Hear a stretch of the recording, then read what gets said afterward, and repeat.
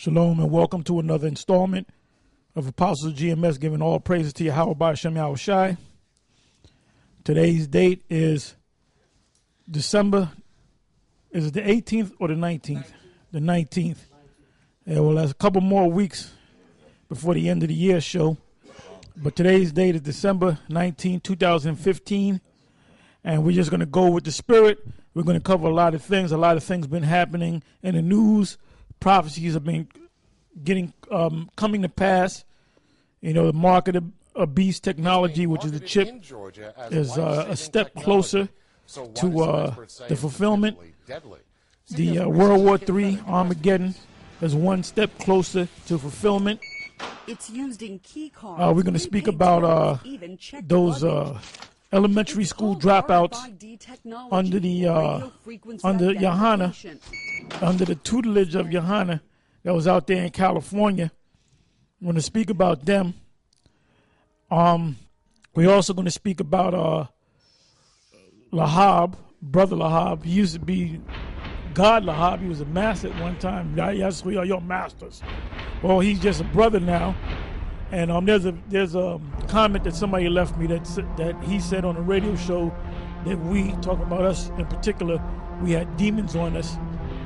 Yeah, well, that's coming a demon. That's coming from a demon, you know. But anyway, we're gonna go into a lot of things. We're gonna go into the spirit. So whatever comes to your mind through the spirit of Yahweh B'Shem Yahushai, not Christ, let it flow. Yeah. So.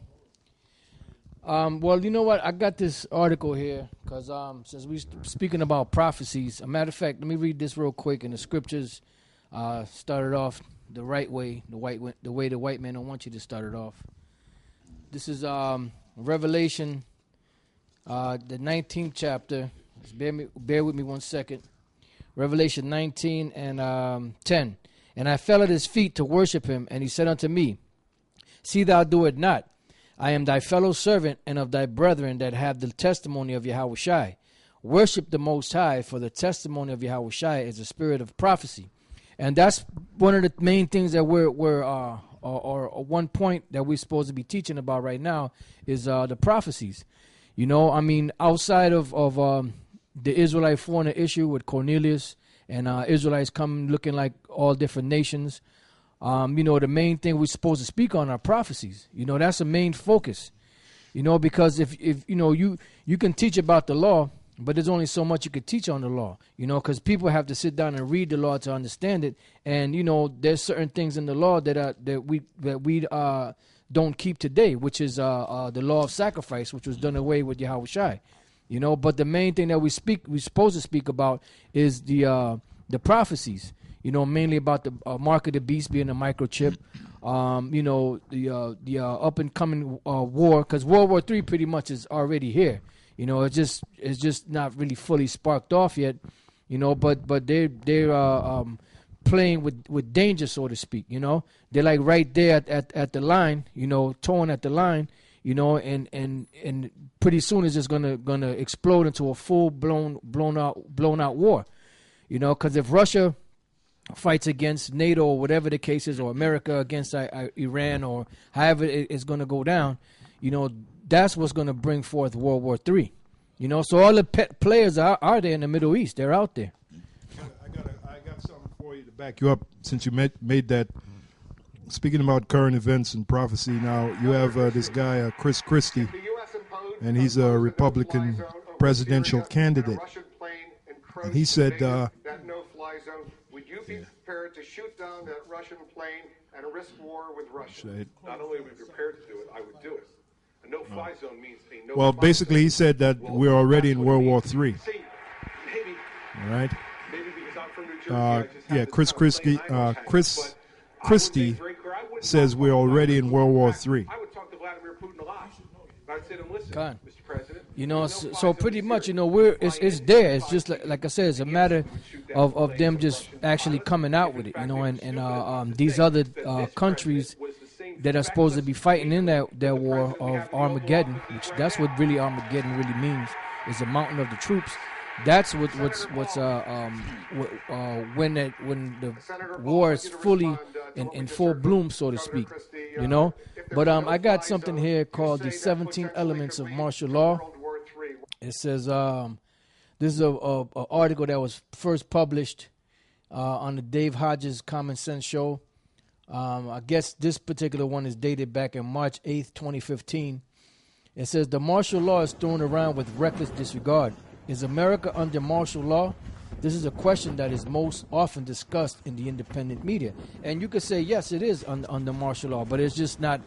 It's a police state. It's in martial law, but it's not fully there.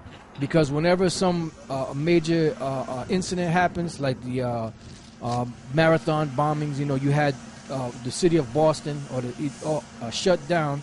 1 million people couldn't move or go, and then you had the troops, the National Guard troops or reserves or whatever they were, going house to house checking people's homes to see if the so-called terrorists were in those homes. That's martial law, you know. So anytime something goes down, one of the first things they do is they bring around the National Guard. Which that's when martial law is basically when the military takes over the American public, so to speak, you know. So it's there, it's here. So there's 17 elements that comprise martial law, and this is, you know, as we read on, it gives you every last one of them, and pretty much this guy Obama has already implemented like 16 of them, and all it's missing is just the last one, which is gun confiscation, and they're pushing for that gun confiscation. That's where you got all these different shootings, San Bernardino, California, and all those other different shootings, because they're trying to push the laws that are in effect now to take people's guns away. So when they come for them, they can't do nothing. Yeah, to back you up, the definition of martial law from Google is military government involving the suspension of ordinary law. So by them creating all those different instances you see in the news with all these different shootings, that will help to suspend ordinary law and bring in martial law, which the word martial means warlike. So what does that mean for you tribes? That means they're gonna bring war against you, and that's where the prophecies come in. Scriptures like when the enemy approached thee as a flood. That's one scripture, and scriptures like in the book of Revelation, the devil shall cast some of you into prison, and you shall have tribulation 10 days. You know, that prison is the concentration camps, the different detention centers, because a lot of you tribes, you're going to be detained. You won't be able to go back home as you're accustomed to. You're going to be detained in a huge government building along with huge groups of people, you know? If you don't believe Esau being the so-called white man is capable of doing that, go back and look at the past. They did it already. Well, number one, you go back to like the 1800s.